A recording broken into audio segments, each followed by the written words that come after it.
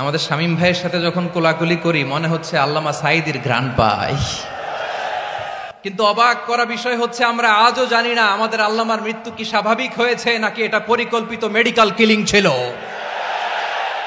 এই রিপোর্ট গণমানুষের কাছে প্রচার করে জানাতে হবে। এই দাবির সাথে কি সবাই আপনারা একমত? কারা কারা একমত হাত তুলে দেখান। হযরতুল আল্লাম শহীদ মরহুম আল্লামা দেলওয়ার হোসেন সাঈদী রাহিমাহুল্লাহ, ওনার স্মৃতি বিজড়িত আজকের এই ঐতিহাসিক প্যারেড ময়দানের তাফসিরুল কোরআনের প্রোগ্রামে সব আছে। স্টেজ আছে, শ্রোতা আছে, প্যান্ডেল আছে, মিডিয়া কাভারেজ আছে, কিন্তু আমাদের কলিজার টুকটাটা আমাদের মাঝে নাই।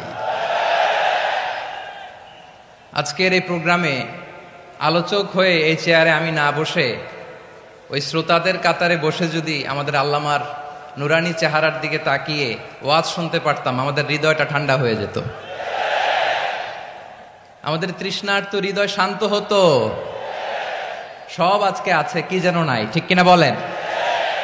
আল্লাহ তাআলা প্রতি 100 বছরে একজন মুজাদ্দিদ পাঠায়, প্রতি 100 বছরে একজন মুজাদ্দিদ, যিনি সমাজকে সংস্কার করেন। আল্লামা দেলওয়ার হোসেন সাঈদী রাহিমাহুল্লাহ ছিলেন তেমন একজন মুজাদ্দিদ। চিৎকার করে বলেন ঠিক কিনা? উনি শিরক বিদআতের আস্তানাকে তছনছ করে দিয়েছেন, তাওহীদের বাণীকে সমুন্নত করেছেন, গণমানুষের কাছে তাফসিরুল কোরআনকে জনপ্রিয় করেছেন। আজীবন আজীবন তিনি ইসলামকে বিজয়ী শক্তি হিসেবে দেখার স্বপ্ন দেখতেন। এত প্রাঞ্জল ভাষা, এত চমৎকার আধুনিক প্রেজেন্টেশন, গণমানুষের কাছে কোরআনের তাফসিরকে এভাবে জনপ্রিয় করে তোলার মতো ব্যক্তিত্ব আল্লামা সাঈদী ছাড়া দ্বিতীয় কেউ এই বাংলার ভূখণ্ডে নাই। এই যে তাফসিরুল কোরআন, এই যে টার্মিনোলজি, এই টার্মটাই উনি আসলে জনপ্রিয় করেছেন। আমরা আগে জানতাম না যে এভাবে তাফসির করা যায়, এভাবে scientific indications of the Holi কোরআনকে মানুষের কাছে পেশ করা যায়, এভাবে এত জীবন ঘনিষ্ঠ করে, এত ইন্টারেক্টিভ করে কোরআনের কথাগুলো মানুষের কাছে উপস্থাপন করা যায়। উনি অন্যায়ের বিরুদ্ধে সবসময় সোচ্চার ছিলেন, প্রতিবাদী কণ্ঠস্বর ছিলেন। ওনার আলোচনা শুনলে দেহের রক্ত টকবক করে ফুটতে থাকতো। আল্লাহু আকবার, আল্লাহু আকবার, আল্লাহু আকবার। He was a strong mouthpiece of Islamic revivalism. Islamic জাগরণের স্ট্রং মাউথপিস ছিলেন আল্লামা সাঈদী রাহিমাহুল্লাহ। অনেক দোয়া পেয়েছেন, আমরা পড়েছি, এমন জীবন তুমি করিবে গঠন, মরণে হাসিবে তুমি, কাঁদিবে ভুবন। গোটা বিশ্বকে তিনি কাঁদিয়েছেন। আল্লামা যখন ইন্তেকাল করলেন, আমি তখন মালয়েশিয়া থেকে যুক্তরাষ্ট্রে একটা কনফারেন্সে যোগ দিতে যাচ্ছি, কাতার এয়ারলাইন্সে। মালয়েশিয়া থেকে দোহাতে নামলাম। দোহায় যখন আমার ট্রানজিট, তখন শুনতে পেলাম যে আল্লামা বিদায় নিয়েছেন। সোশ্যাল মিডিয়ায় শুনে বিশ্বাস করতে পারলাম না। মুহূর্তের মধ্যেই মাসুদ সাঈদী ভাইকে মেসেজ করলাম, উনি কোনো উত্তর দিতে পারলেন না। মাসুদ ভাইয়ের সাথে যখন কোলাকুলি করি, আমাদের শামীম ভাইয়ের সাথে যখন কোলাকুলি করি মনে হচ্ছে আল্লামা সাঈদীর ঘ্রাণ পাই। শরীরটা লিটারালি কাঁপছিল, নিজেকে মানাতে পারছিলাম না, বিশ্বাস করতে পারছিলাম যে আসলে আল্লামা বিদায় নিয়েছেন। ইন দ্য মিন টাইম আমার সেকেন্ড ফ্লাইট দোহা টু নিউ ইয়র্ক, 12 ঘন্টার ফ্লাইটে উঠলাম, ইন্টারনেট থেকে বিচ্ছিন্ন হলাম। নামার পরে শুনলাম আল্লাহু আকবার, যেখানে ওনাকে কবরস্থ করার কথা ছিল সেখানেও কবর দিতে দেয়া হয় নাই। ছবিগুলো দেখতে লাগলাম, হাসিমাখা মুখ, হাসিমাখা নিথর দেহটা, মরণে হাসিবে তুমি, কাঁদিবে ভুবন। From east to west, from north to south, the entire globe, গোটা বিশ্ব ওনার জন্য কেঁদেছে, গোটা বিশ্ব কেঁদেছে। কাবার গিলাফ ধরে ধরে মানুষ চিৎকার করেছে। এর চেয়ে শ্রেষ্ঠ মৃত্যুকার হতে পারে? আমাদের আল্লামার আর কি পাওয়ার ছিল বলেন? আর কি পাওয়ার ছিল? কুল্লু নাফসিন যায়িকাতুল মাউত, যারাই দুনিয়াতে আসবে তারা ইন্তেকাল করবে, এটা আমরা মেনে নেই, এটা আমরা জানি। কিন্তু অবাক করা বিষয় হচ্ছে আমরা আজও জানি না আমাদের আল্লামার মৃত্যু কি স্বাভাবিক হয়েছে নাকি এটা পরিকল্পিত মেডিকেল কিলিং ছিল। এটা যে পরিকল্পিত মেডিকেল কিলিং ছিল, এটা ধারণা করার পেছনে অনেক কারণ আছে। তিনি আধিপত্যবাদের বিরুদ্ধে সোচ্চার ছিলেন, ফ্যাসিবাদের বিরুদ্ধে সোচ্চার ছিলেন, রাজনৈতিক প্রতিহিংসার শিকার ছিলেন। এজন্য এটা মেডিকেল কিলিং হতে পারে এ ধারণা আমরা করতেই পারি। আওয়াজ করে বলেন ঠিক কিনা? যেই সময়টা আমরা কাটাচ্ছি, এত সুন্দর সময় বাংলাদেশ আর পাবে না। আমাদের জন্মের পর থেকে এরকম চমৎকার সময় আমরা পাই নাই।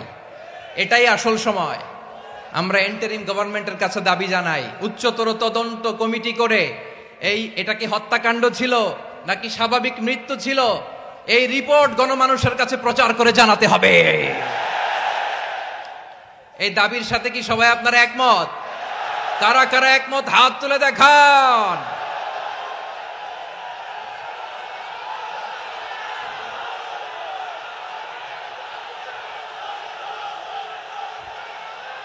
আমার প্রিয় ভাইয়েরা, প্রিয় চট্টলাবাসী, আল্লাহ তাআলা তার এই মুখলেস গোলামকে তার জান্নাতুল ফেরদাউসের মেহমান হিসেবে কবুল করুক। তার জীবনের সকল খেদমাগুলোকে কবুল করুক। জান্নাতুল ফেরদাউসের আলা মাকামে তাকে মেহমান হিসেবে কবুল করুক। আল্লামা শহীদ দেলোয়ার হোসেন সাঈদ রাহিমাহুল্লাহ, উনি ছাড়াও এই ঐতিহাসিক ময়দানে কথা বলেছেন আল্লামা লুৎফুর রহমান রাহিমাহুল্লাহ। চলে গিয়েছেন আমাদেরকে ছেড়ে। তিনি বলতেন, ইনশাআল্লাহ মিজান আবার আসবে। হুজুর আমি তো আসলাম, আপনি তো আমাদেরকে ছেড়ে চলে গেলেন। আল্লাহু আকবার, আল্লাহু আকবার, আল্লাহু আকবার। গলায় কোনো সুর ছিল না, সুর দিয়ে কথা বলতেন না, কিন্তু এত চমৎকার শব্দের বুনন, এত চমৎকার প্রেজেন্টেশন, এত চমৎকার ভাবে ঐতিহাসিক বর্ণনাগুলো তিনি উপস্থাপন করতেন। মন্ত্রমুগ্ধ হয়ে আমরা আল্লামা লুৎফুর রহমানের কথা শুনেছি। আমরা হযরতুল আল্লাম লুৎফুর রহমান রাহিমাহুল্লাহর জন্য এই বিশাল ময়দান থেকে দোয়া করছি, আল্লাহ তাআলা তুমি তোমার এই খাদেমকে জান্নাতের মেহমান হিসেবে কবুল করে নাও। আরো অনেক আল্লামারা এখানে কথা বলেছেন, বিশেষ করে বাইতুশ শরফের মরহুম পীর সাহেব হুজুর থেকে শুরু করে আরো যারা যারা তারকাতুল্য ওলামায়ে কেরাম এই চট্টগ্রামের ময়দানে কথা বলেছেন, আলো ছড়িয়েছেন। আমরা এই লক্ষ লক্ষ তাওহীদি জনতাকে নিয়ে তাদের জন্য দোয়া করছি, আল্লাহ তাআলা ওনাদের জীবনের সকল ভুল ত্রুটি ক্ষমা করে দিয়ে তাদেরকে জান্নাতুল ফেরদাউসের মেহমান বানিয়ে নিক।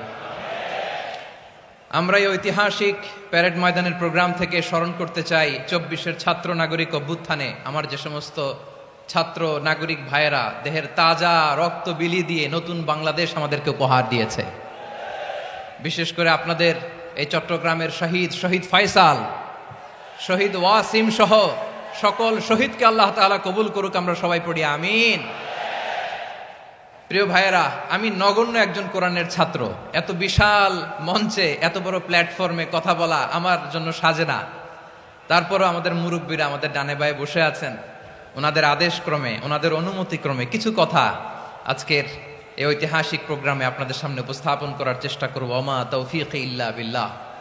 প্রিয় ভাইয়েরা, 5 দিন ব্যাপী এই তাফসিরুল কোরআনের প্রোগ্রামে অনেক ওলামা হযরত কথা বলেছেন। যারা কোরআন সুন্নাহ থেকে আমাদেরকে কোরআনের কথাগুলো শোনালেন, আমরা যেন সেগুলো আমল করতে পারি, আল্লাহ আমাদেরকে তৌফিক দান করুক।